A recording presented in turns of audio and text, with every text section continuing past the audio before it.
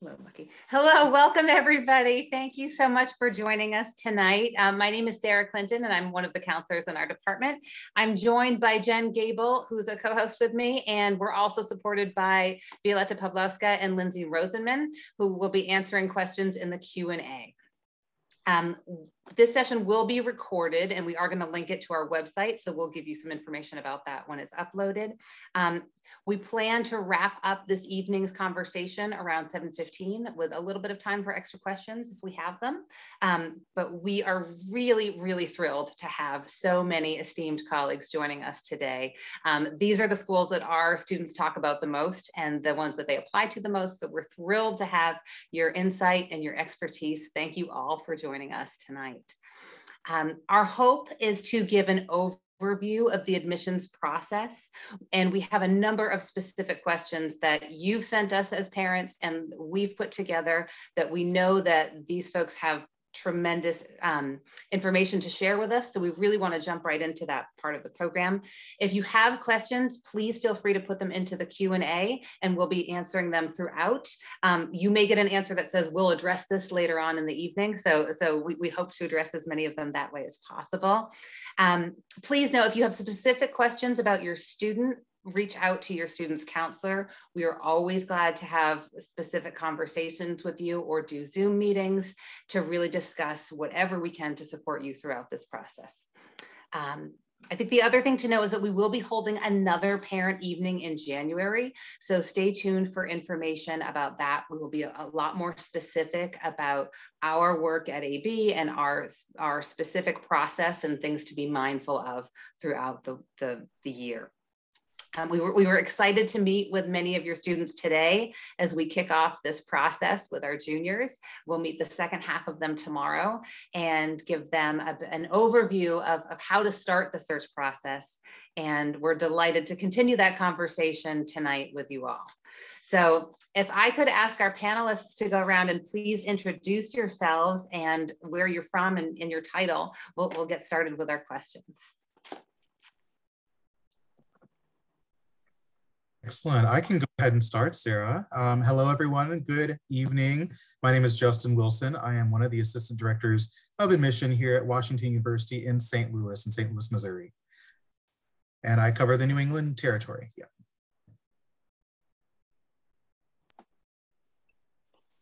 Amy, do you want to go next? Amy, do you want to go? Yeah, thank you. Good evening, everyone. I'm Amy Tiberio, Vice President for Enrollment Management at Roger Williams University in Bristol, Rhode Island. And I work with undergraduate admission, graduate admission, and financial aid. So if there's any financial aid questions, I'm happy to answer those as well. Marina? Hi, good evening. I'm Marina Freed, Associate Director of Admissions at Cornell University.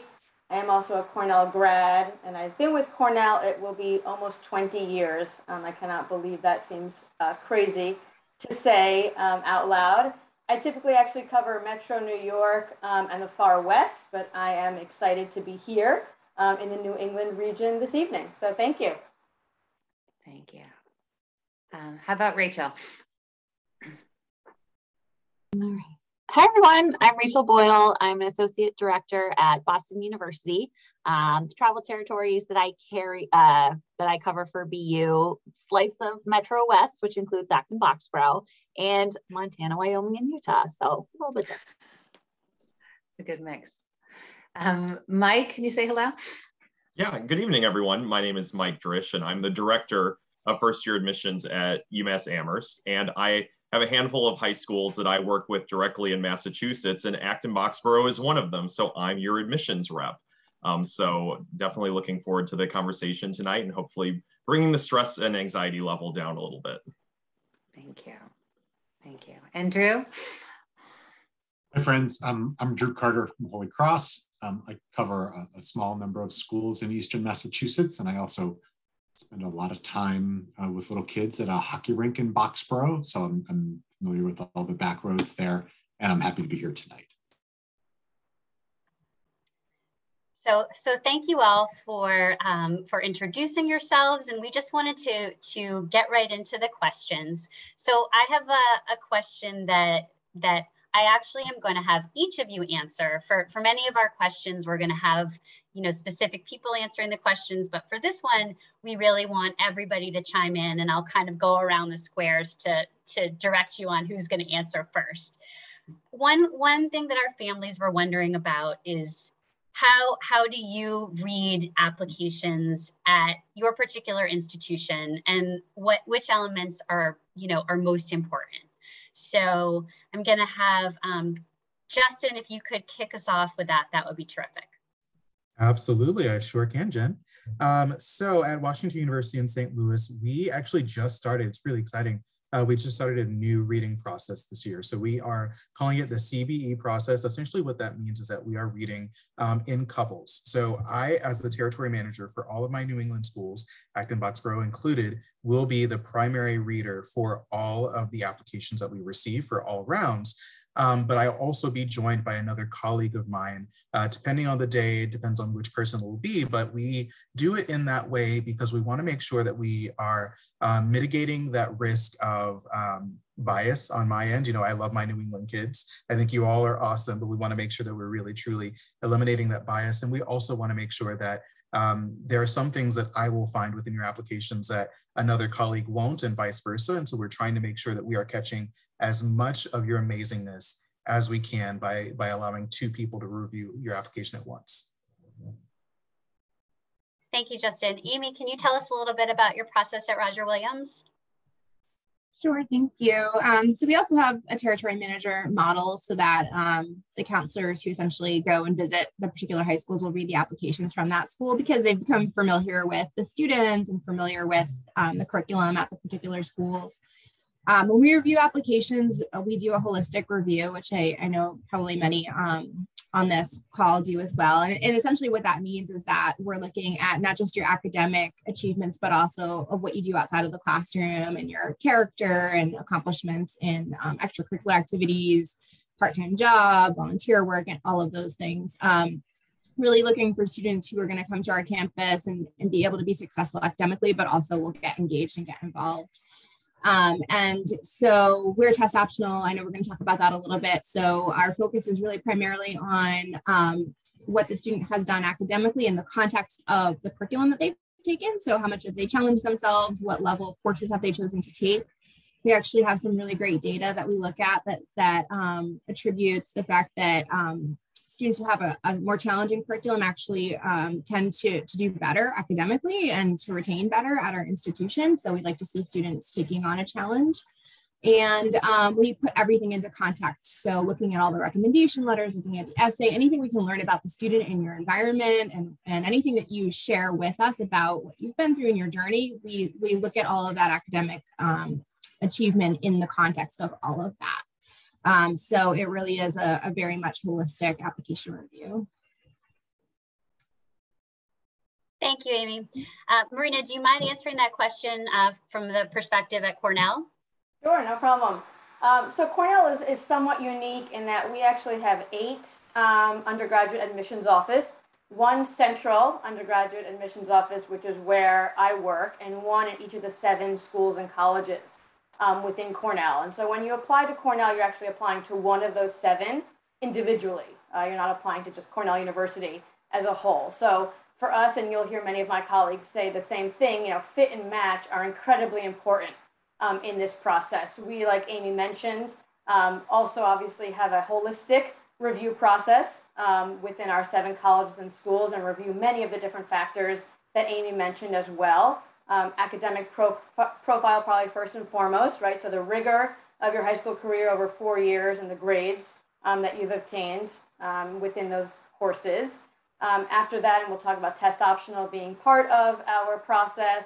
The essays, as I'm sure your counselors have mentioned as well, are an incredibly important part of our admissions process because that really is where fit and match we can draw from and see which students really do best fit and match the programs and or colleges or schools they're applying to within Cornell. And then obviously extracurricular activities, recommendations, all of those other wonderful things that make you are things that we consider in our process as well.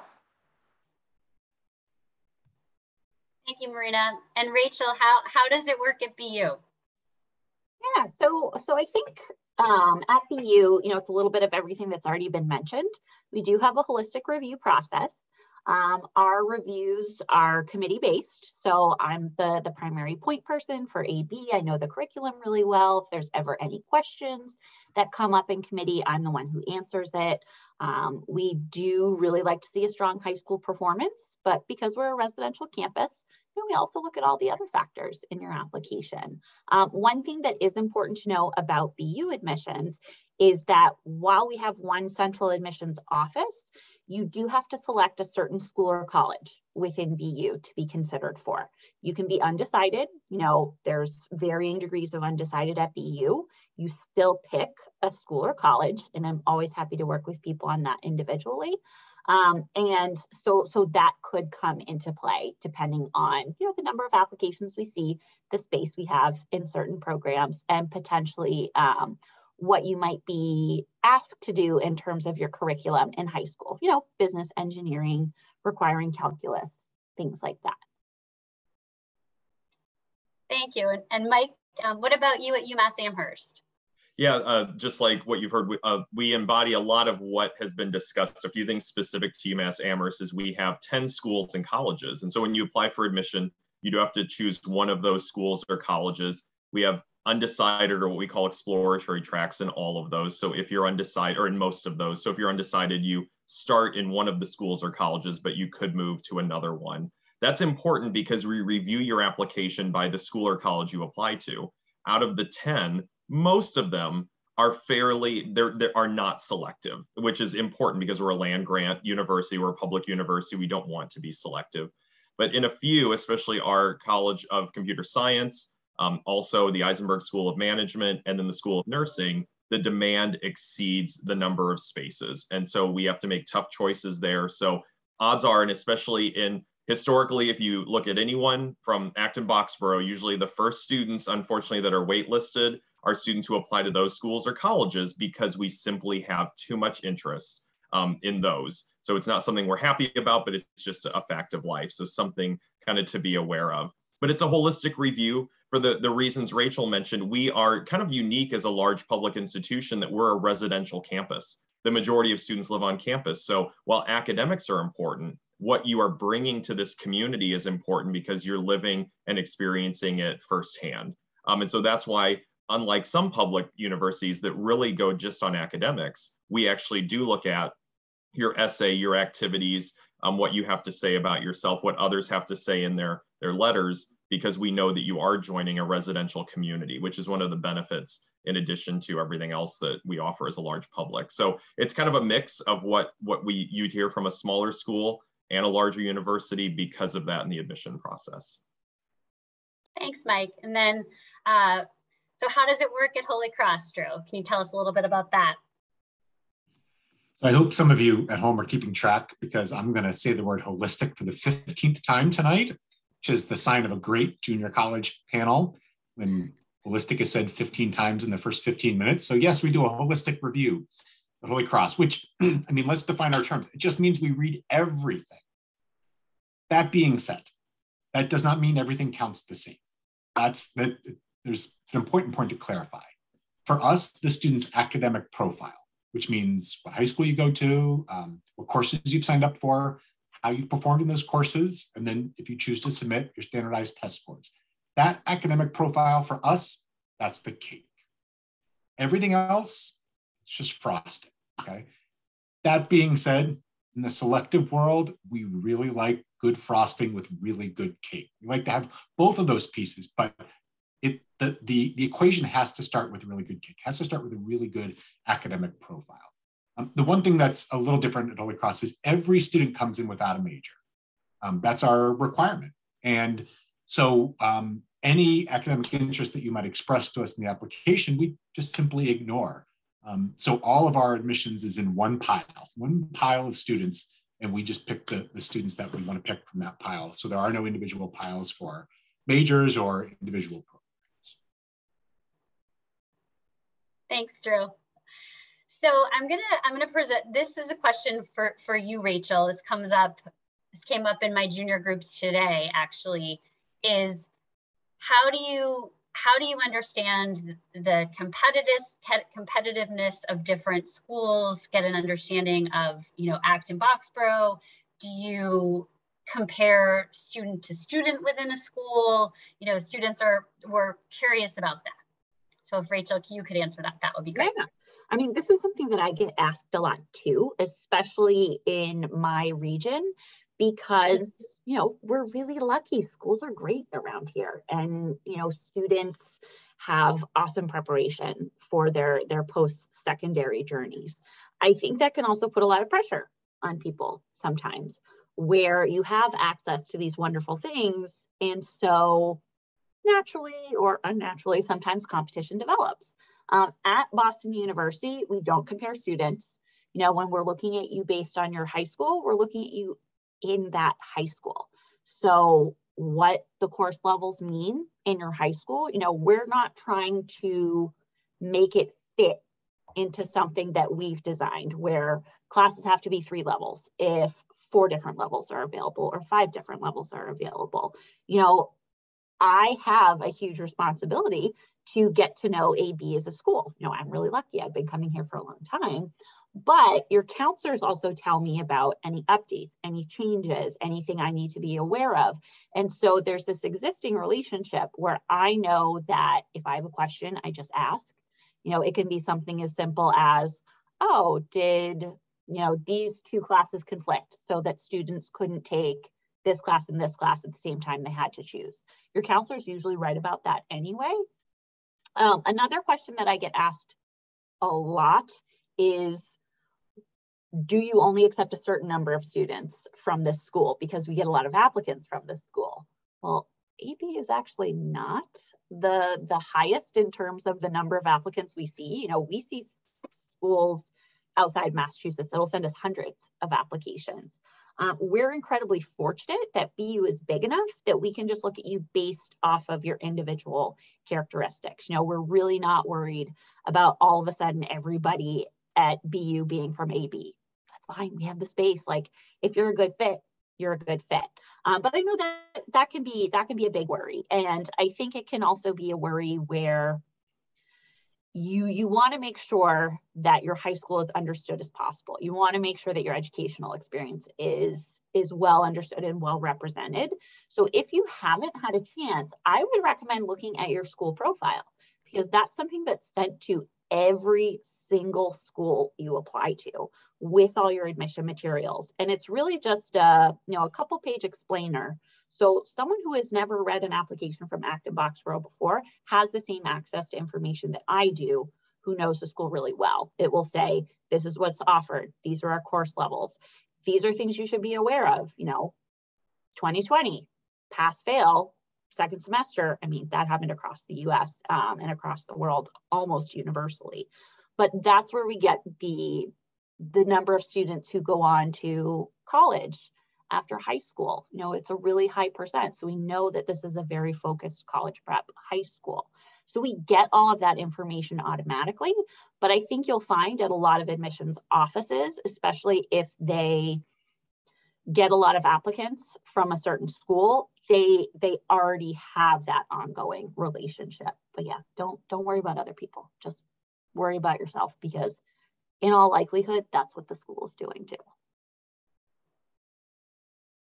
Thank you, Rachel. So our next question also comes up quite a lot from students is, you know, how might you view a lower grade in a more challenging course? So in other words, you know, when students are thinking about moving a level, you know, is it better to show you tried an AP class, or, you know, and get a C maybe, or drop down? I know this is a tricky question and maybe doesn't have a real definitive answer. We get it a lot on our side of the desk. So I'm wondering if Justin and Marina might answer that question, maybe starting with Justin, about what is your perspective from the lens of WashU? What would you say to our students? Absolutely. Thank you, Jen. And like you said, this is a question that doesn't necessarily have a clear-cut answer. There's so many different factors that we look into when we think about this. So just to kind of clear up a little bit for you, you know, as everyone I think on this call said already, we want you to challenge yourself. We are looking for students who are academically prepared for our institutions individually. And that looks like for all of us, students who have challenged themselves in high school. So we encourage you to take those APs. We encourage you to take those honors courses, those accelerated and advanced courses, but we also don't want you to bite off more than you can chew. We don't want you to feel the pressure of saying, oh, well, I want to go to WashU, and so that means I have to take all AP classes for my senior year. No, you have to know a little bit more about yourself and where your expertise is. And so we want to challenge you, but we don't want you to set yourself up for failure. I will be completely honest and in all transparency, unfortunately, a C, especially in your junior or senior year, for WashU, it's going to be a little bit tougher to find your fit within any of our 5 schools on our campus. And so we don't necessarily want you to, again, challenge yourself in ways that are going to bring those grades down substantially. Again, it's not all about the grades, but we do put some weight on that. We definitely want to see you challenge yourself in ways that are going to be beneficial for you in the long run. Thank you, Justin. And I think you're right too. It's different institutions are going to have different answers to that. So, you know, curious, Marina, you know, in terms of the selectivity of Cornell, how would you answer that question? Yeah, and I mean, definitely piggybacking on everything Justin said, and I would ditto that, because I think all of us probably would say the same or very similar in that situation. I mean, that's probably one of the most asked questions, right? Like, is the B better in the AP or the A, right, in the regular? I mean, we've all had that like $64 million question, and there's no exact right or wrong answer, right? We can't just say, yes, get the B in the AP, or no, get the A, you know, in the regular. And I think, you know, what Justin said is right on. You want to challenge yourself to your own, and that's the key word, right? Own maximum potential. So take those challenging courses in the courses you actually enjoy, or perhaps want to pursue at the college level. We don't necessarily, you know, look at the application and say, oh, it only has 5 APs, out, right? So we're not basing an admissions decision solely on like number of APs tried, right? This is not like sink or swim type of atmosphere we want to promote at all. I mean, Cornell, like my colleagues here, you know, is highly selective, right? So we are looking at far more applications than we can admit, right, in the process. But we take into account so many different things, you know, in that process, as we've all mentioned, you know, before. So are we an academic institution first and foremost? Yes, of course. Is getting a C in an AP something that is going to be to your advantage? No. So I would say that that's kind of a good, you know, like line for yourself to kind of, you know, figure out where you want to challenge yourself. Is the B or B plus detrimental? No. You know, and so I think there's kind of a good mix in there of grades that you can get while challenging yourself and still be successful candidates at selective institutions. Thank you, Marina. So the other thing that comes up with our students is this idea of demonstrated interest. So, you know, our juniors are now getting a lot of emails and, you know, many emails, and they're wondering, oh my gosh, how many do I have to click on? How do I demonstrate interest? Do I need to send a fruit basket? Like what does that look like? So I'm, you know, and also what does that even mean, demonstrated interest? So I'm hoping maybe Amy and Mike, you could each talk about demonstrated interest a little bit from your lens at your institution, and also kind of generally what that means. So maybe Amy, can you talk about at Roger Williams, what is demonstrated interest? Sure. You know, it's funny, Jen, because I've been doing this work for almost 2 decades now, and it's changed so much during that time where we have access to a lot more information now. We can see who clicked on an opened email or who went to a web page. It's a little scary. So it can get a little overwhelming to think about all those things. But essentially the reason why demonstrated interest is a thing in the first place for some places is because you know, we're trying to admit students who we think are going to be really successful and happy at our institutions and are likely to choose us. And all the data suggests that students that are more actively engaged with our institution are more likely to enroll if we admit them. But really kind of the main things that are important are engaging with, you know, campus visit, are coming to an event, connecting with the counselor if they come to your high school or college fair, kind of just making that, you know, personal connection. So it's not about opening every single email and clicking on every single link. Like, you know, don't go crazy and drive yourself crazy with all this stuff. Those emails are meant to be helpful for you to learn more about the college that you might be interested in. They're not meant for you to, you know, do some performative action. You know, so take advantage of them as information. But if you're interested in a particular college, it's really beneficial to visit the campus if you're able to, do a virtual visit if you're not able to visit the campus in person, and make a connection with the admission office so that they have an opportunity to get to know you and for you to get a deeper knowledge of the college. For Roger Williams, we're not as highly selective as some of the other institutions here. So demonstrated interest is not something that is really much of a factor in our admission decisions. Where it becomes more of a factor for us is if we're thinking about taking students off of the wait list. Because if we're going to make an offer to a student off the wait list, we want to ideally make sure that it's a student that's likely to accept that offer. So it might come into play with somebody who's sort of on the borderline. If we know that they're really excited about our college, then we might want to give them a shot. But generally, like for general admission, it's not something that's really much of a factor for us anyway. Thanks, Amy. And I'm curious, Mike, at, you know, a large public institution, how does that demonstrated interest factor in? Does it factor in? Yeah, what's your perspective? Yeah, the first thing is this is a great topic, because what most of you will find as you go through your college search is that you might be surprised when you ask a university or a college, do you use demonstrated interest, the wide variety of answers you'll get. And too often, it's not a common question that people ask, but it should be an early question that you ask or you look on a website. So I think it's absolutely an appropriate question if you see a college rep at a fair, at an evening program, to ask them that question, because you should get a pretty straightforward answer. And then you know what that means at that institution. And so, like you were saying, Jen, most large public flagship universities do not use demonstrated interest. The closest we come to it would be like what Amy referenced. Usually when we go to the wait list, we've asked students to opt in or things like that. And so there may be ways to measure that. The closest thing we have, and a lot of universities like us have, is on our section of the Common Application. We have two required questions. One is why UMass Amherst, and the second one is why this particular field of study, or why are you undecided? The why UMass Amherst especially is that chance really for us just to understand, for us to know that a student understands our campus, our community. 22,000 undergraduates, big place, means a lot of opportunity, but it's not for everyone.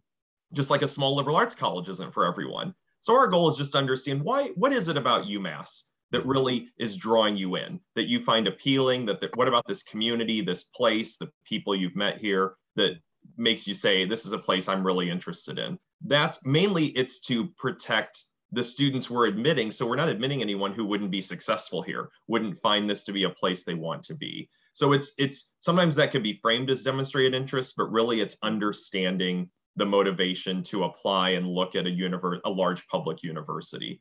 So that's sometimes can be misconstrued as like that is make or break. It's not, it's more just to understand and kind of connect it to the other pieces.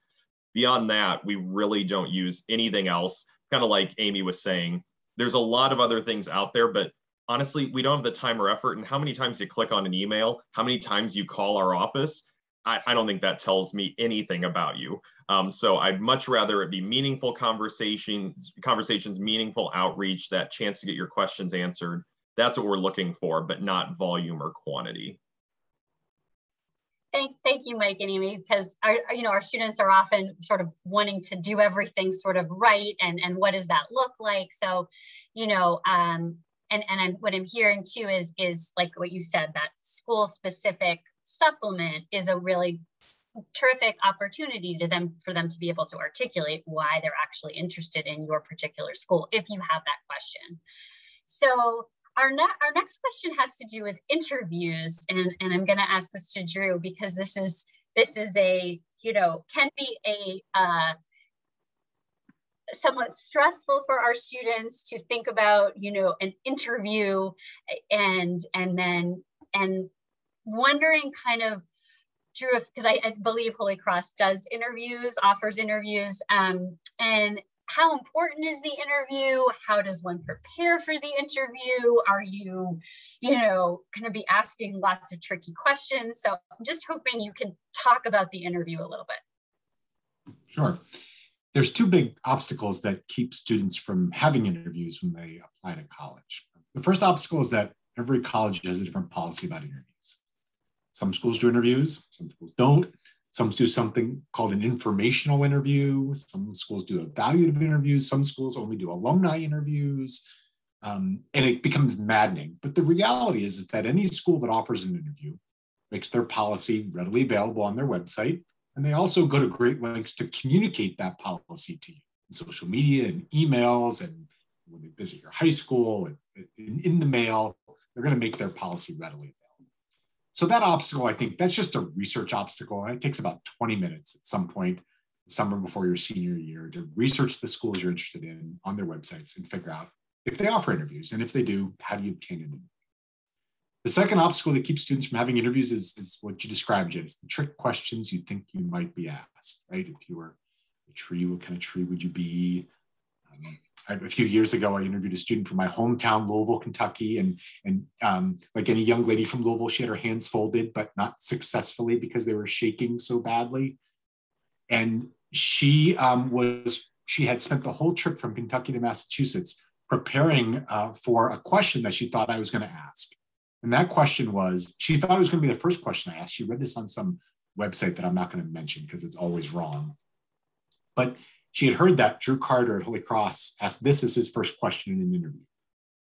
There's a box on my desk, and there's several things in the box that you can't see, but only one of them is identical to you. What do you think it is? She thought that was my first question, and she thought the interview was a series of questions just like that. It's a question I've never heard. The question's ridiculous. In an admissions interview, you're not asked any questions to which you don't already know the answer, because the questions are about you, and not just about you, because I guess you could make the case that the box question's about you.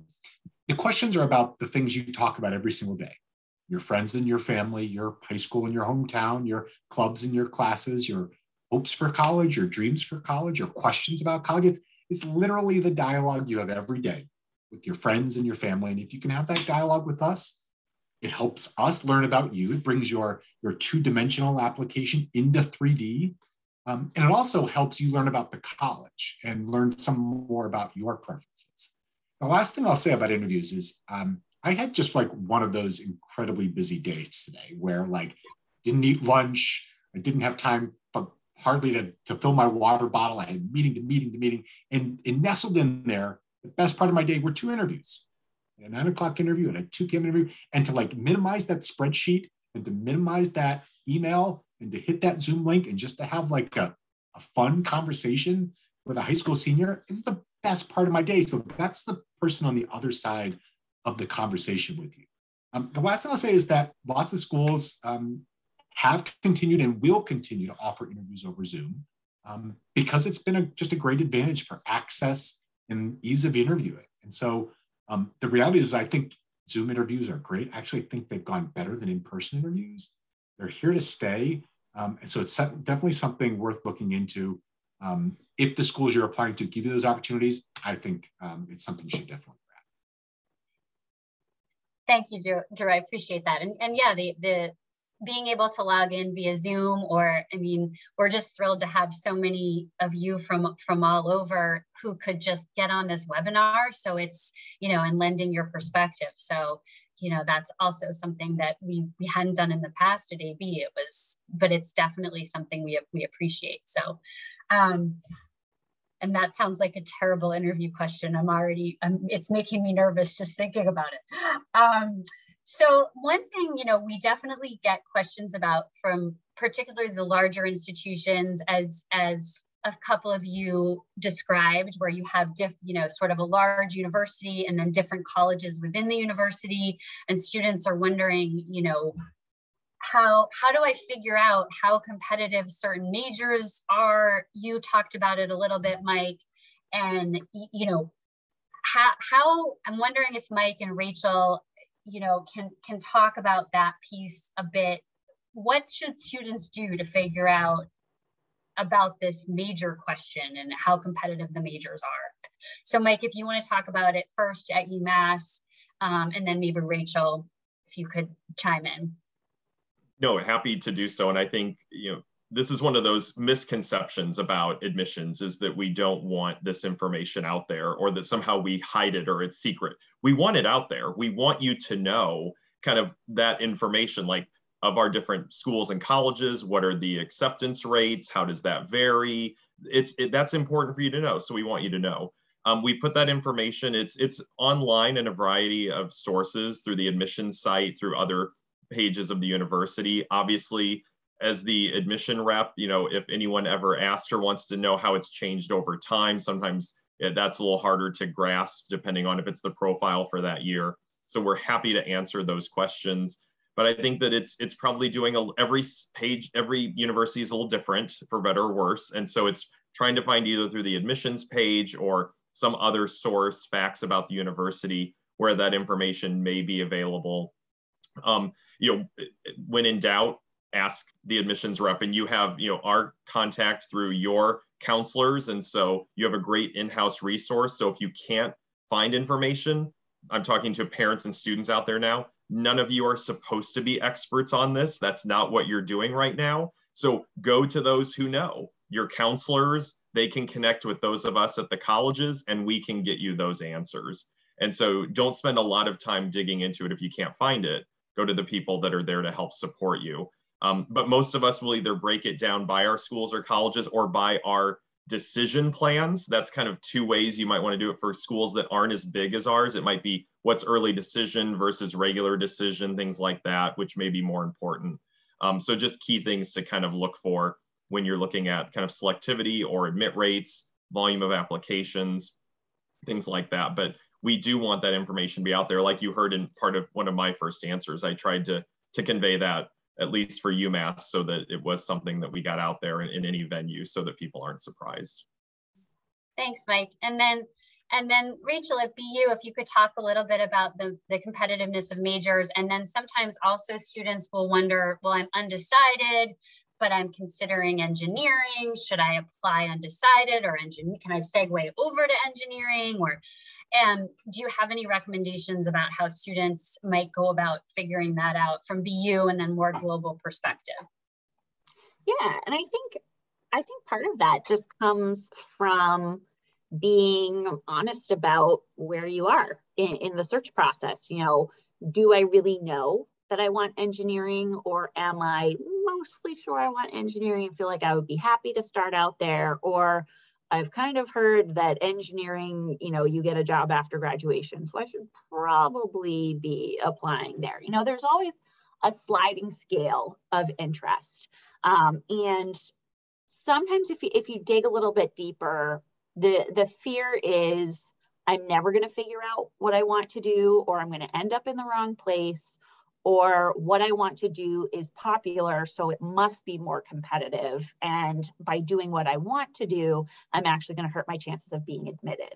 So that's why it's really important to talk to your school counselors who know the colleges and universities, but also talk to us, because I can tell you at Boston University, while we have different schools of different sizes, there's no good or accurate way to really predict which school might become slightly more competitive each year, and we're talking very slight. The admit rate for Boston University is universal. That's for all of our schools and colleges. So you can use that as a good way of figuring out the selectivity of different programs. One thing you might want to consider is the curriculum. Do you have the appropriate background for the different programs that you're looking into? But like Mike said, schools are really upfront about it. If they have a program that's really very competitive, they will tell you outright. And, you know, asking schools, you know, what if I'm undecided? What if I don't know what I want to do? What if I end up switching? Most schools will probably tell you, yeah, everyone changes their mind, because that's just what happens in college. So asking if you can switch, asking, you know, what an undeclared pathway might look like. You know, do you have a special advisor? Is someone going to help you figure out what you want to do? Can you tailor your academic program to be something that you really like? That might mean something like a major in one program and a minor in another program. At BU, yes, you can change your mind. Yes, you can change your major. Yes, you can change your school. It happens all the time. And because the way we're structured is one school, switching is pretty easy. You know, you don't have to reapply or anything like that. But some schools might not offer that degree of flexibility. So you should do your research. You should be checking in with people. But I think what you'll come to realize is that people in admissions aren't actually trying to hold information back. If you give them the chance, like this panel, they'll just talk and talk and talk and tell you all this information. So it honestly, anytime you have a question, just ask, and we'll do our best to answer it. Thank you, Rachel. Mike, you mentioned a little bit about decision plans, and I'd love to talk about that next.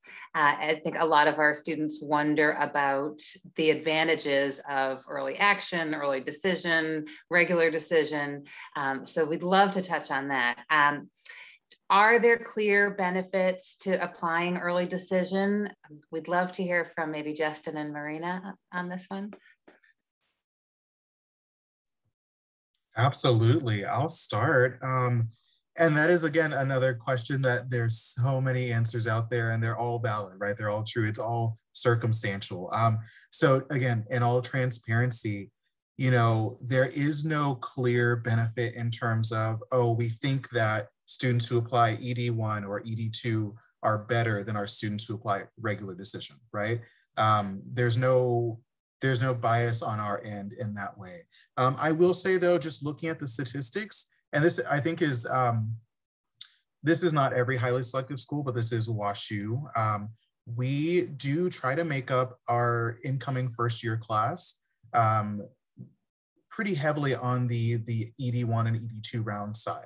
So we make up our freshman class, it's about 60%, 55 to 60% come from our early decision rounds and our QuestBridge rounds. So in terms of those statistics, it can look like it is easier to get into WashU based on doing an early decision round. But let me tell you, we're actually reviewing some of our regular decision applications now as well. And some of these regular decision applications are phenomenal. And so if you are a student who is phenomenal, even if you don't know it, I hope you all know that you all are great. But if you are a student who is a phenomenal fit for WashU, you can apply ED1, ED2, or regular decision. And if we see that fit and we see that you would just add so much to our institution, it doesn't matter. We're going to pick you up. We're going to want you. And we hope you want to. We hope that you want us to.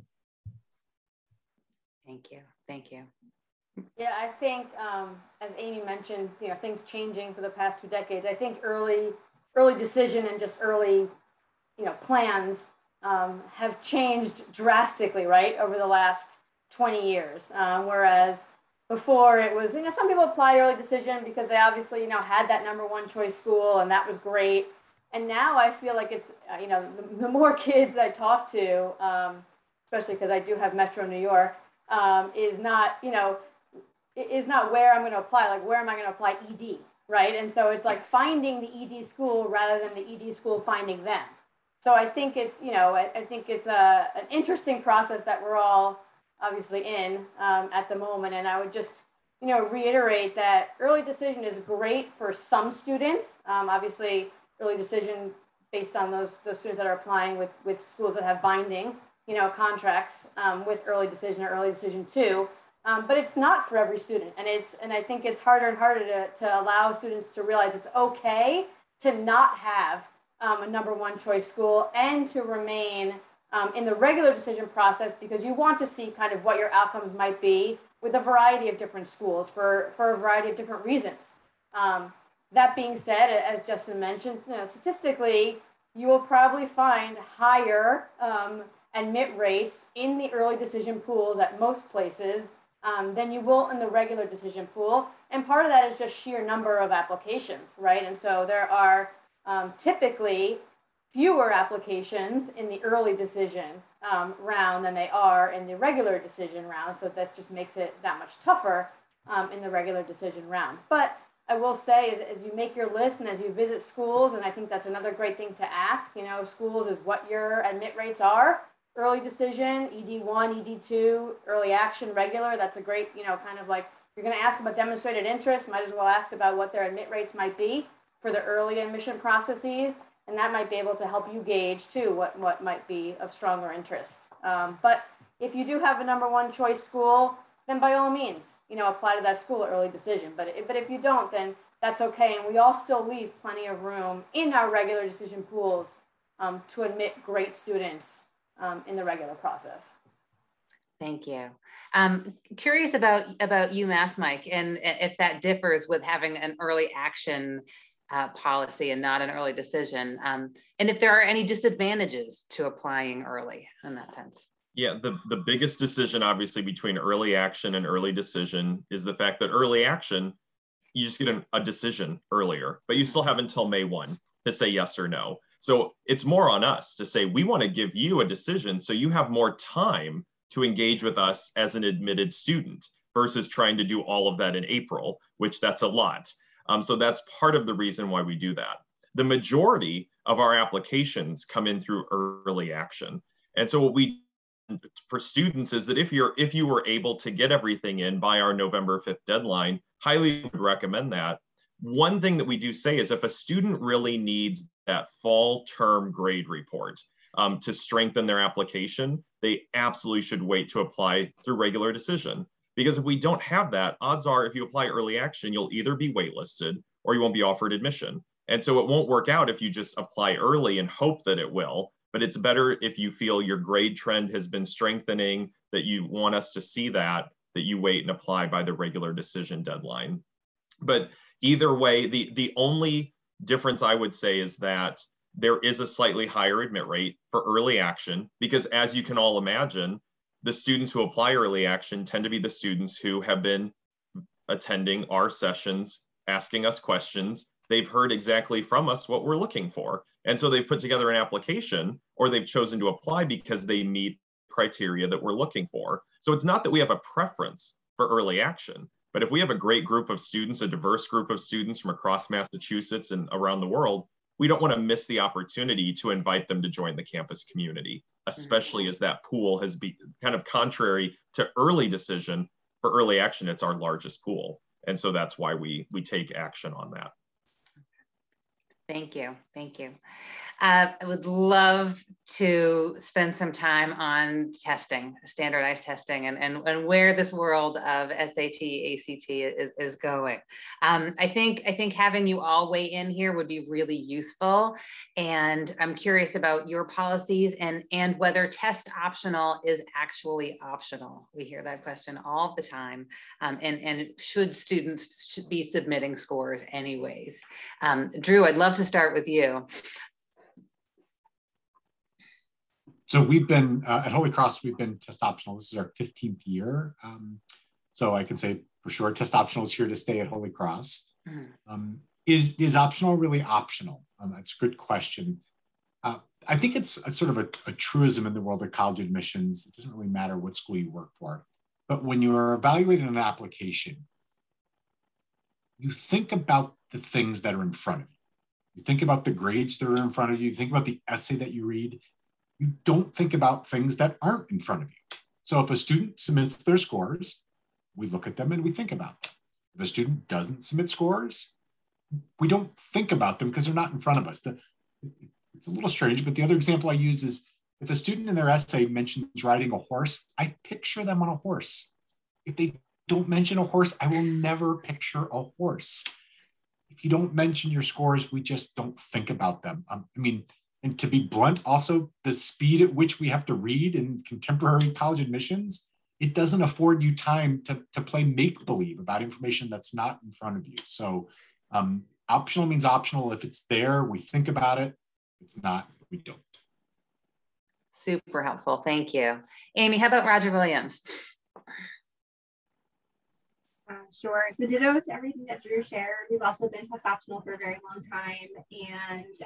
And interestingly, prior to the pandemic, when we were test optional, we found that about 60 to 65% of students would still opt to submit test scores. And that flipped and then some last year, where only about 25% of students submitted test scores. And we're seeing a higher percentage submit this year, but not nearly at the levels that they used to be at. So we are absolutely, truly test optional, and that goes across from admission to merit scholarships, as well as for our honors program. And we also have a more competitive scholarship program called Intercultural Leadership Ambassadors. So it doesn't matter what you're applying for. You can submit test scores or not submit test scores, and you won't be penalized in any of those areas for that. So I think it's important to ask the question as you're looking at colleges and thinking about applying, if the test optional policy also extends to the merit scholarship review. Excellent point. Thank you. Thank you. What's happening over at WashU, Justin? Absolutely. I can't say this enough. Ditto, ditto, ditto to what Drew said. If they're in front of us, we'll take a look at them. If they're not, we don't even, it doesn't cross my mind, oh, there are no test scores. So what I do want to highlight with this as well is kind of a different question, but still related to test scores is, I get asked all the time, well, should I submit my test scores or should I submit test optional?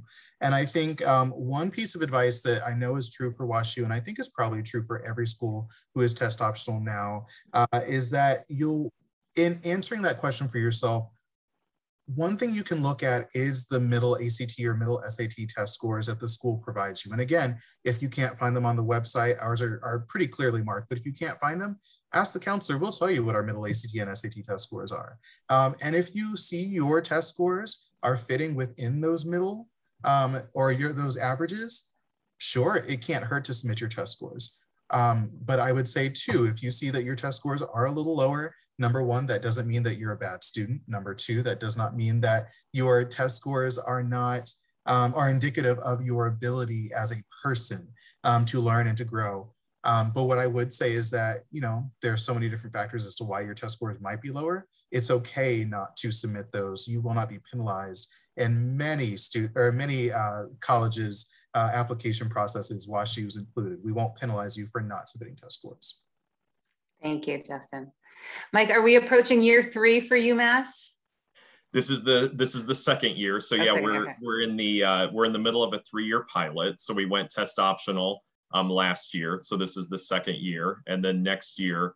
So basically we have not made a decision yet for fall 2024. Okay. But for fall, we will be test optional at least through fall 2023.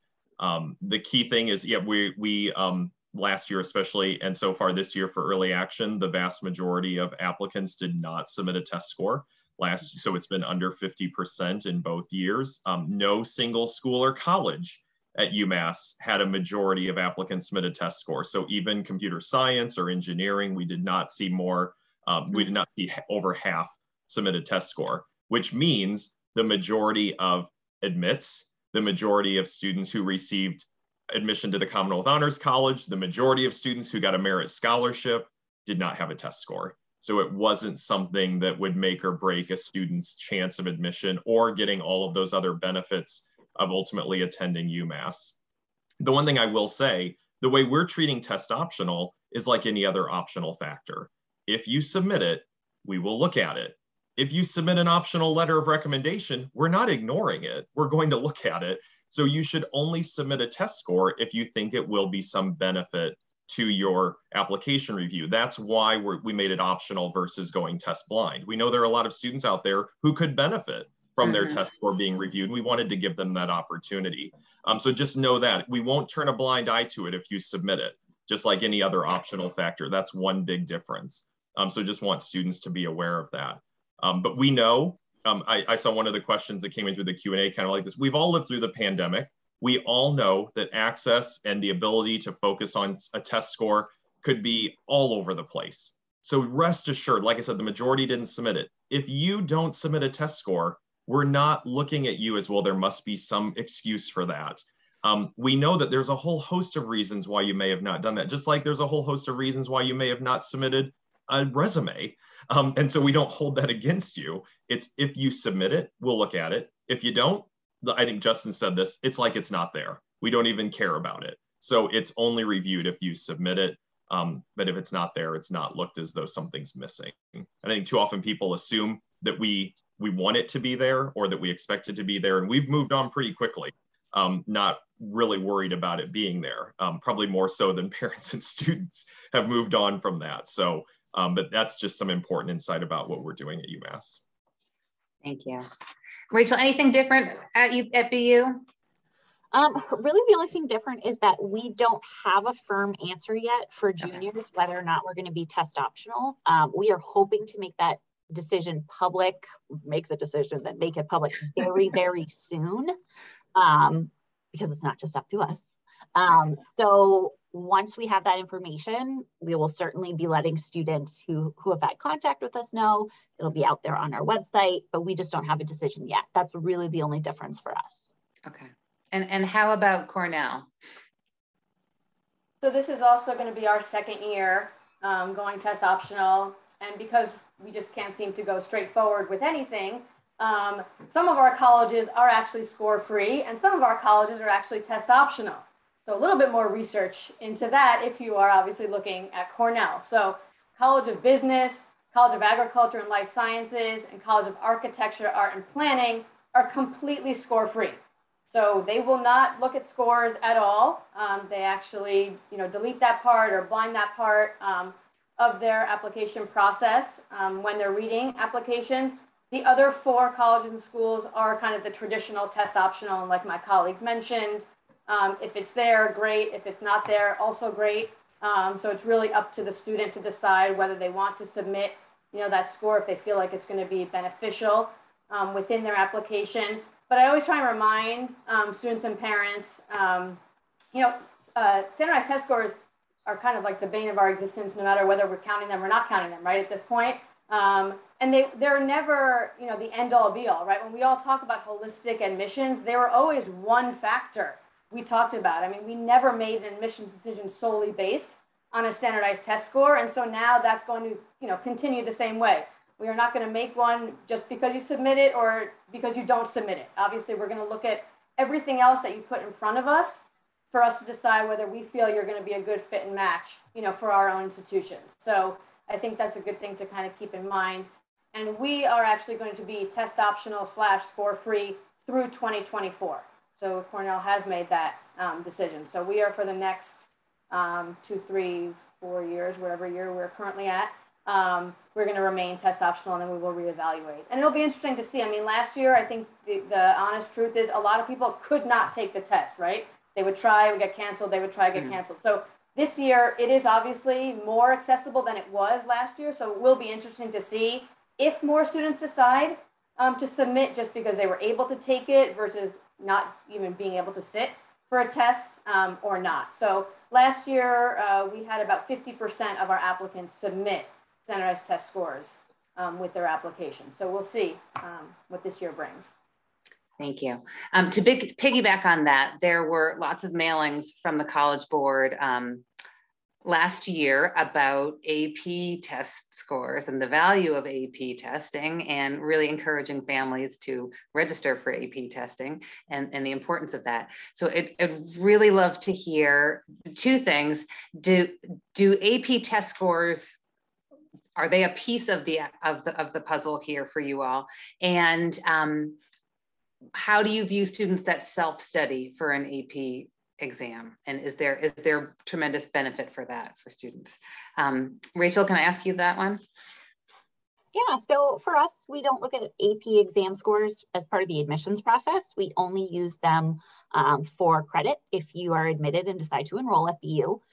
If you tell us that you're self-studying for an AP exam, that's great. That's if that's something that is fulfilling to you and how you're choosing to spend your time, awesome.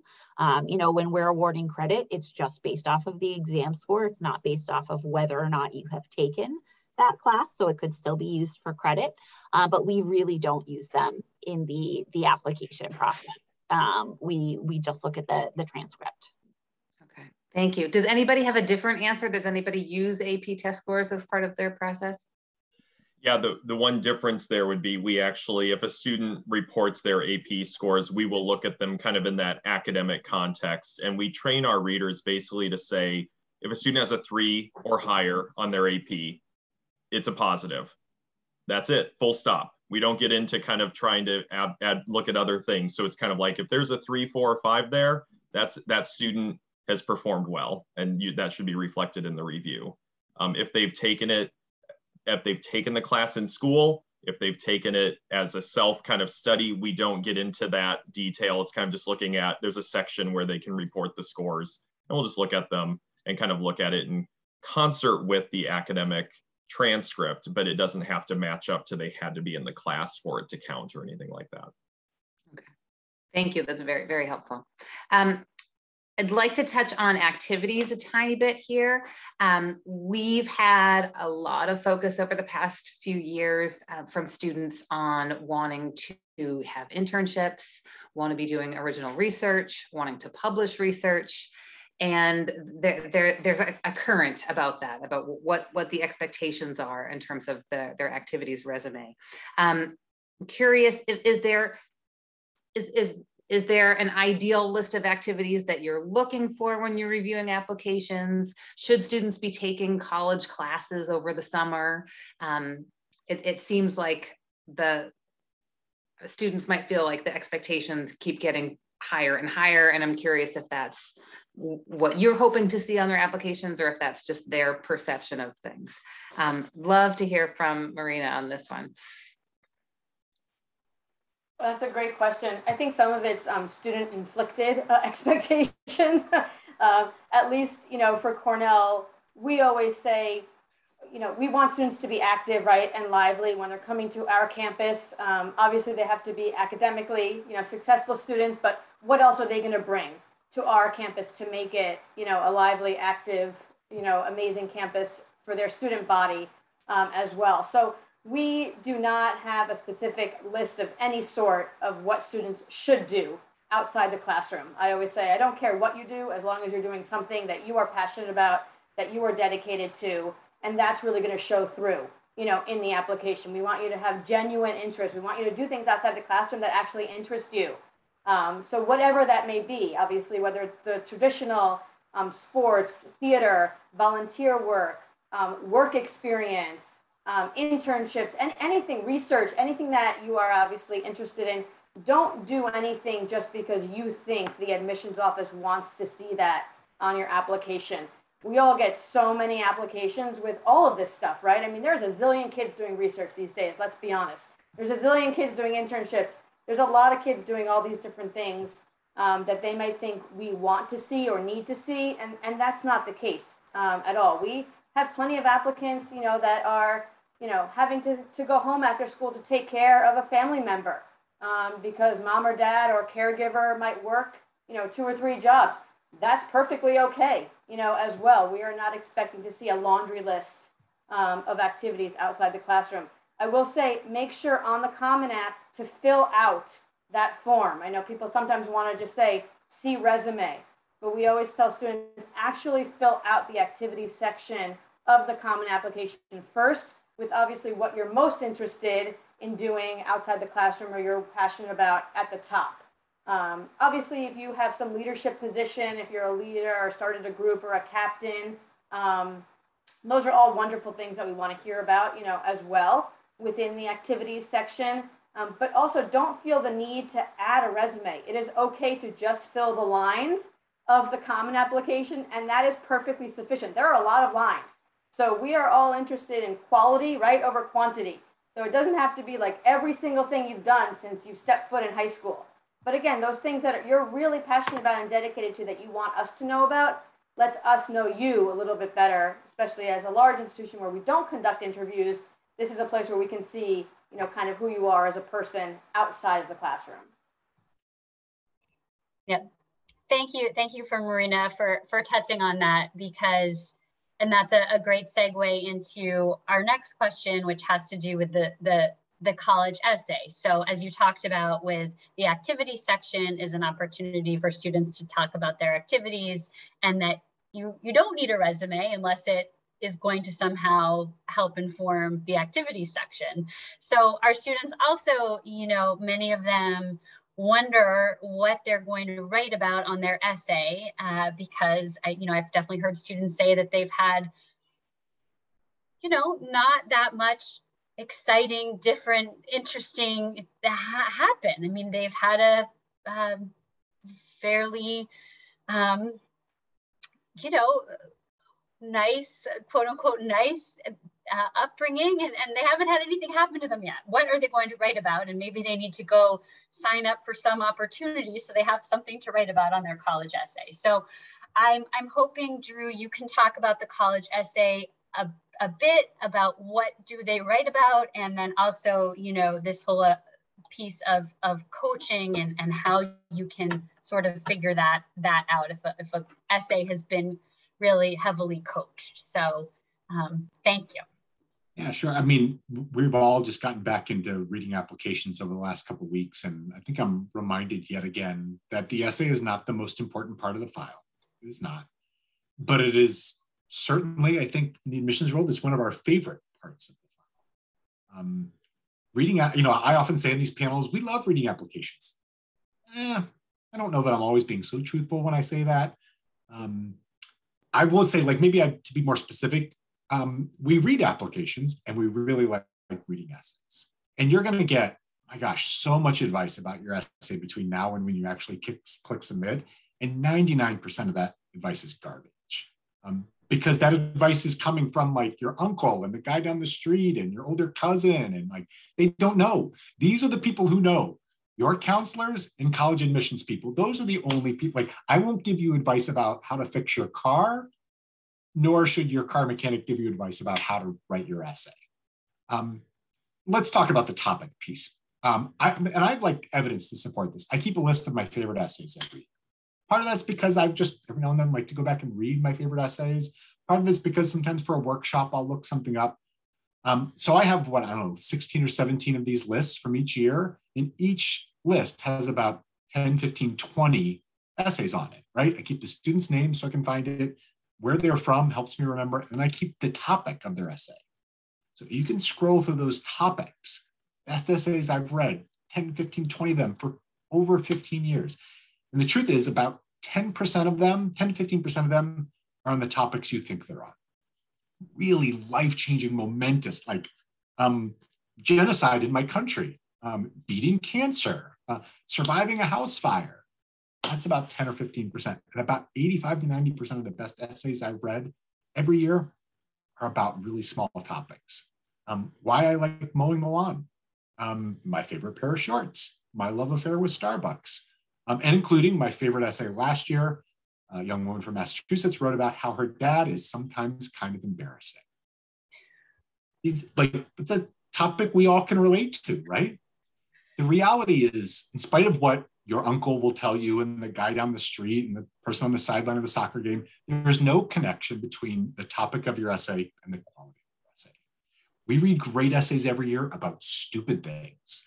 And we read great essays every year about grandmas, and we read terrible essays every year about grandmas. It's not grandma's fault, right? The topic does not determine the quality of your essay. What determines the quality of your essay is how you feel about the topic. You will write the best essay on the topic you want to write about, not the topic the guidebook says you should write about, not the topic your uncle says you should write about, not the topic your parents say you should write about. Those make fine essays. They do not make your best essay. I know the big anxiety here is you spent your whole high school career writing essays for a really well-known audience. You write essays for your English teacher and your history teacher. And these are people you see every day. They explain their expectations. They explain the assignments. They give you feedback on your writing. And then all of a sudden, you write the most important essay of your life for a stranger who doesn't explain the assignment, who doesn't give you any feedback. You have no idea how they're going to react to your essay. And to that last piece, say you're wrong. You have a perfect ability to predict our reaction. And I just say, look in the mirror when you're writing your essay. That is our reaction. What I think some students would see if they looked in the mirror when writing their essay, they would see boredom. If you're bored writing it, we will be bored reading it. I think some students would see themselves pulling their hair out when writing it. You pull your hair out, so will we. And that's the bad news, right? Let's talk about the good news. If you find meaning writing that essay, if you find mojo writing that essay, if you find fun writing it, it's exactly what we're going to find as well. It's your life. Our reaction can't exceed yours, okay? It will mirror yours. So choose a topic you want to write about. If you want to write about it, we want to read about it. And to Jen's last piece, can we tell when it's been doctored? Here's my example. Let's go back to Carmen Candles, right? Let's say on the table in front of me, this is better when we do parent night in person, right? It's a little harder over Zoom, but let's say on the table in front of me, there was a car engine from a Honda and one from a Volvo with no labels. Could people tell the difference? I couldn't. You know who could tell the difference? A Honda repair person and the Volvo repair person. Well, when it comes to reading and evaluating essays, we are Honda and Volvo repair people. This is what we do. We read 650 words written by 17 and 18-year-olds from around the world. And we do that in conjunction with grades from essay classes, from English classes, with support of supplements, from teacher recommendations. And when you compile all that information, what you can see is what the writing should be like from this student. And when all of a sudden a family member has written an introductory statement, it's like a Volvo part in a Honda engine. It sticks out to that Honda repair person, and that's who we are. It's a great opportunity for you to develop your voice. It's an opportunity for you to control the things you control, and it's an opportunity to show us who you will be. And our expectation is you will write like a high school senior, not like anybody else. Thank you, Drew. Appreciate that perspective. And the next question that is, perhaps we should have led with this topic, as I think now Sarah and I have been, and V and a lot of people on the panel have students now in high school. So financial aid is big on our minds. And maybe Amy, you could talk about this a little bit. We will be having a financial aid workshop in full next fall for parents. So we're just wondering, Amy, a specific question about, sometimes should parents be filling out the FAFSA even if they don't think they qualify for need-based aid? And then maybe you could talk a little bit about the net price calculators and like what tools are available to families. Sure, thank you. So I always recommend that people fill out the FAFSA no matter what. It's free.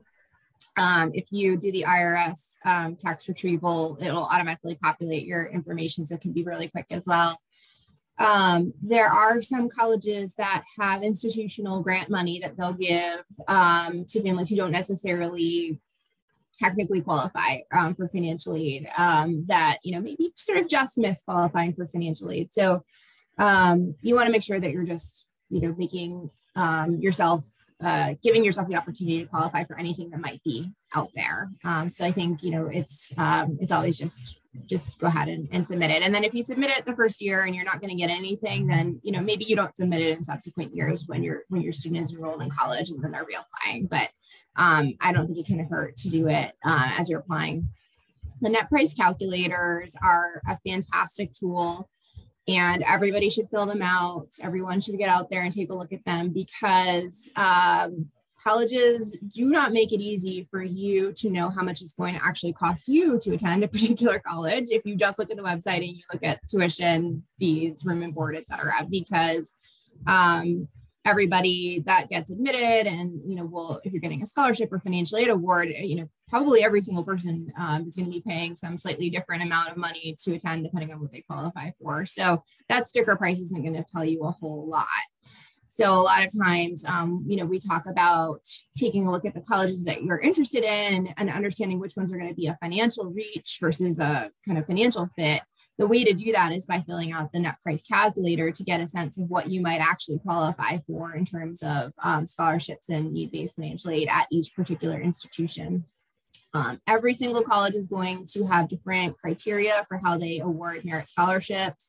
They will also have different ways that they will put together a financial aid package.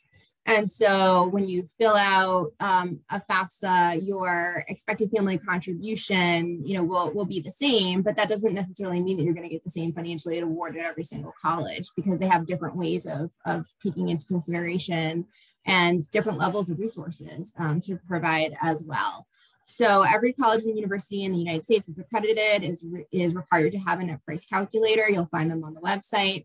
The more accurate and the more information you provide, the better your estimate will be. So have everything that you need to have available, all the specific, you might want to have some bank statements, tax return information, probably best for the family to sit down and do it together. And, provide as much information as possible. You don't have to provide your contact information if you don't want to. And, you'll get that estimate, and keep in mind that it is an estimate. And then if you have questions about it, reach out to the financial aid office and have a conversation with them. You can talk to them before you've applied. They'll be happy to talk with you, or the admission office as well, and help you understand the different opportunities. Thank you, Amy. We appreciate that. I'd love to start wrapping up here. I know that we have a number of questions that are still coming in that Violetta's answering diligently there. And please know, families, that if there are things that we might discuss more in depth in our next program, we may get to those questions later, as we want to speak more specifically about how we do things at AB or what you might expect. So please know the answers are coming. And we've in the past put together an FAQ from these kinds of events. So we hope to put some of that information out there as well. I'd love to close with some final thoughts from you all. This is such a wonderful collection of years of experience, years of wisdom, and we'd love to have any pieces of advice that you might offer our families as they go about this next year and a half of research, any bits of wisdom along the way to share. Justin, can I start with you? Absolutely. Sorry, I was having trouble finding the unmute button. So I think my piece of advice is very simple. My piece of advice is this. Like we said earlier, we don't expect you as admissions officers to know everything. We actually, because every single process is different, college to university, don't expect you to know a lot. And if you do come in with knowledge, that's fantastic. We love that. Sometimes we'll ask you to question that knowledge, but we do expect you to ask. And I think, again, we've all been doing, I don't know how long each of us have been doing this work. But even I've been doing this work for a while now, and we will try to anticipate as much as we can what information you need to know before you even ask. We will very, very much so try, but we can't anticipate everything. So we definitely encourage you to ask, even if you feel like it's a dumb question. I can tell you right now, it's not a dumb question. There are no dumb questions. Even if you feel like you've asked it before, ask it again. That's okay. You're not going to annoy us. Even if you're like, oh my God, they're so busy. Here's the thing. Yes, we are all very, very busy. But like Drew kind of mentioned before, one of my favorite things about the job is actually interacting with people. That's why I'm an admissions officer. I would love to answer any questions you have. I would love to sit on the phone or on Zoom with you and talk with you through this process, because what that means is that I get to interact with people instead of doing the paperwork on my desk. I'd rather talk to you. So please ask your questions. Don't hesitate. Don't be afraid. Thank you, Justin. Amy, how about you? So I'm trying to think of what would be what to share. And I think this was kind of said in a lot of different ways throughout, but just the idea of like being true to your authentic self and doing the things that are going to make you happy and fulfilling for you, versus trying to manufacture this sort of ideal, set of actions and activities that youth and colleges are going to or want to see. I think it's, it makes me sad when high school students sort of miss the opportunity to really enjoy high school because they're too focused on like these other things in the future. And it's such, it's just time goes by too quickly to kind of waste it worrying that way. So just be true to yourself and do the things that make you happy, and you will get into college. There's a college out there. There's many colleges out there that are a good fit for every student. You will get into college. So just do the best you can and be true to yourself, and try not to stress out about it too much. I know that's easier said than done, but I wish that for you. That's great. Thank you, Amy. How about Marina? What do you think? All right, so I would say when you're, I guess, ready to apply, not yet, but I would say start early. Like I said, not yet. When you're in your senior year, don't wait until those last minute deadlines. That just causes just an increased level of stress and anxiety in a process that's obviously already quite stressful and anxiety ridden. So give yourself the time to really kind of get those essays written as you want them to be presented, as they represent you in the application process. So I would just say, start early in the process to give yourself that time. And my other piece of advice would be make a table for yourself, like an Excel spreadsheet or something.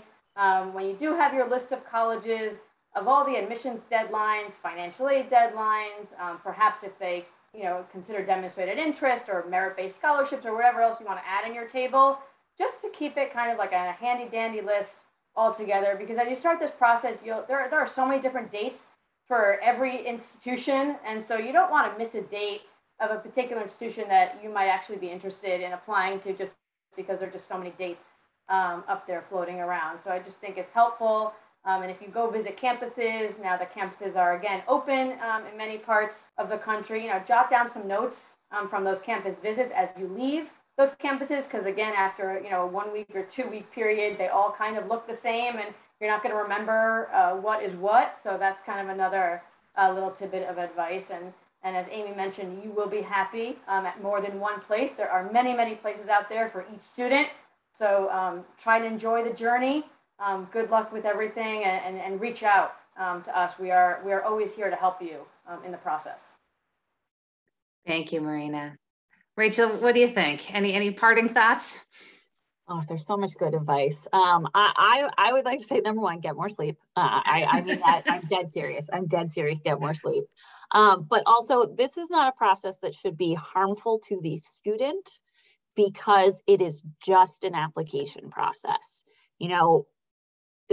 Stress is really serious, and mental health is incredibly important.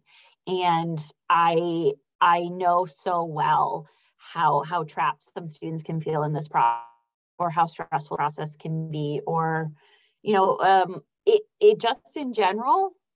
You can say no, you can opt out. It's really hard. It's really scary. And, it takes some bravery to say, I'm concerned only about me. I don't care what other people are doing. I'm going to find a college that is the right fit for me. And that can mean a lot of different things. It could be the right fit financially. It can be the right fit in terms of, location or major. It will help you, accomplish your goals. But this is a process where we try to get an approximate idea of who you might be on campus. It will never be a full idea. It will never be a full picture. So your admission decision really actually says very little about you as a person. It says something about what the institution is looking for that particular year, in that particular set of circumstances, in that particular on and on and on and on and on. So please take care of yourselves. I mean it, get more sleep.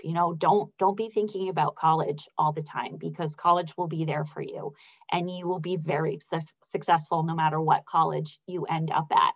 I had never heard of the college that I went to, and it was transformative for me. I absolutely loved it. So, be kind to yourselves, I think is the number one thing I want for you all. Thank you, Rachel. Thank you. Mike, tough act to follow, Mike. Sorry. No, I don't want to follow Rachel again. I would echo everything everyone said. And the bit of advice I would give is really just for students and parents and anyone kind of who's a part of this process, be very open-minded. when you go into this. And Rachel kind of was alluding to this at the end of her remarks. You have a lot that you get to learn, and that's exciting. But if you go into this process, before you've even explored places with a list of schools or colleges, a defined geographic region, something that you think you want, you will unnecessarily limit yourself. To parents and guardians out there, you may not want your child to go that far, but sometimes that's a process they have to discover. If you unnecessarily corner them early on, you might end up with the result that you don't want, where they go far away. For students, you may think you can't wait to get out of New England. And then if you only look at the West Coast or something, you might miss some great places right here in New England. And at least look at them through the lens as a prospective student, not as someone who went there for a basketball or a hockey game, not someone who went there for an academic tournament competition, but someone who's actually thinking about living and breathing that experience. And you might be surprised. And don't let yourself get hung up on names or types of universities. I'm only looking at this. I'm only looking at that. Look broadly. And especially parents, be open to that, because I can tell you, nothing is like it was in the early 90s, including colleges. And so we're very different places. So if you think that it is the college you looked at or you went to or you said no to, odds are it is so different. And so don't put that on your son or daughter, your child, so that they automatically think something's less than, better than, not what it should be. Be open-minded, because you might be surprised and go, I had no idea that's what this place is like in 2021. So be open, explore, have some fun with that, enjoy that process. And you'll get to see some really phenomenal places. And before you know it, you might be surprised what you both, when you're getting on the plane or you're getting in the car and you're like, wow, we both really liked that. Who would have guessed? And that can be a fun part of this, and that'll make the search and the process a little more enjoyable. So try and do that, and you'll have some fun with it too. Oh, thank you. Great points, Mike. Thank you so much. Drew, want to wrap it up for us? Sure. I'm going to end on a hopeful note, an optimistic note. And I'm going to talk about visiting colleges. I'm just going to anticipate that that's a thing that we'll continue to do and be allowed to do. I'll make it quick, easy, and practical. Number one, if you visit a college campus, if you're allowed, go to a place where food is served to college students. Not because I want you to try the food, because the food doesn't matter. The food's amazing everywhere. Every college brags about their food. They're all right. The food is great everywhere, okay? I don't care about the food. But if you go to a place, especially maybe in the student center, where there's a coffee shop, what you will see is students talking to each other. You'll see faculty members stop and talk to kids. You'll see little signs announcing the activities that weekend. You'll see big banners announcing the club signups. What you see is student life. And in 10 minutes that you spend in that location, you will learn more about student life than any glossy brochure that we're going to mail to you. Speaking of glossy brochures, when you visit our campus, we're going to give you one. All of us, we're going to give you those glossy brochures that are written by the marketing firms. You should graciously accept that glossy brochure, knowing that it's destined for the recycle bin. But while you're on the college campus, pick up a copy of the student newspaper. It's not written by a marketing firm. It's written by college students, and they're talking to each other about their existence as college students. Want to learn about student life? Grab that student newspaper.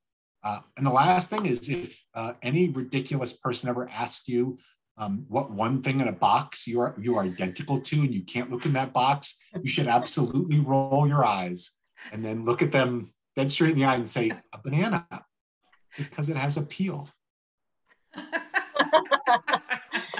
I think that qualifies as a dad joke right there for our next college essay. You graduated, Drew. You graduated to the embarrassing dad time. Thank you all so much. We are incredibly grateful to have such a collection of really caring, compassionate individuals here. It is such an honor to work with you all. We really appreciate your time. Your dedication to students and to this field is so apparent. And we really, really are grateful for your genuineness and your time tonight. So thank you so much. Families, please reach out with questions as you have them. We're here to support you along the way, and it's going to be great. It's going to be great. So thank you all. Thank you. Thank you.